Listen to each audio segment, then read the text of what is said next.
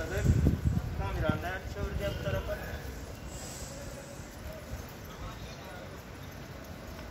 Kameranı böyle kırmızı da. Polis geliyor evet. Siz kameranız sayar mı? Ha? Başladık mı? Siz öne geçin. Hadi gittik. Masa para. Başla. Hadi bismillah. Esselamu Aleyküm ve Rahmetullahi ve Berekatuhu. Hürmetli vatandaşlar, bizler yolların açılmasını talep edip protestlerimize devam edip dururuz inşallah. Sizler hem çağırıyoruz, birlikte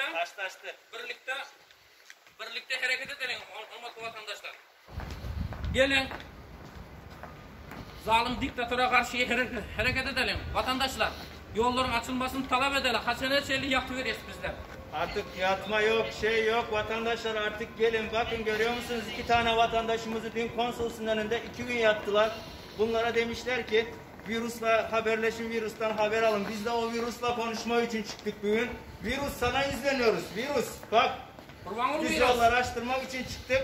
En büyük virüsle buradan sesimizi yetirmek istiyoruz o virüse. Yolların açılmasını istiyoruz vatandaşlar. Hormatlı Türkmenler, Evet. Türkmenler hiçbir zaman arkaya dönmeyin, korkmayın. Bakın ne yaparsalar yapsınlar biz yine çıkarız. Yollar açılana kadar, uçaklar uçana kadar. Bir de ailemizle konuşmak istiyoruz. evet.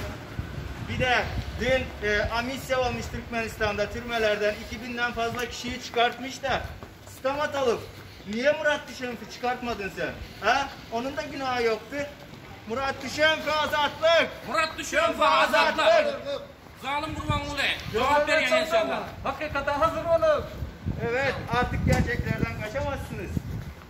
Artık Türkmenler gitmeyi Hormatlı istiyor. vatandaşlar, bizler Tek isteğimiz yolları açtırmak. başını geçmişsin ondan sonra geçler.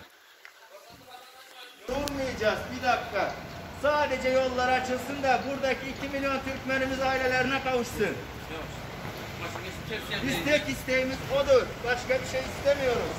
Bakın bugün Kadıköy'ün sokaklarında, yarın Sarıyer'in sokaklarında her gün bir yerde çıkarız ama hiçbir zaman durmayacağız. İnşallah. Hiçbir zaman durduramazsınız. Türkmenler koşulun bizlere yakı vermezden. Türkmenler hadi iş saatiniz vardı, iş saatiniz bitti. Gelin bakalım.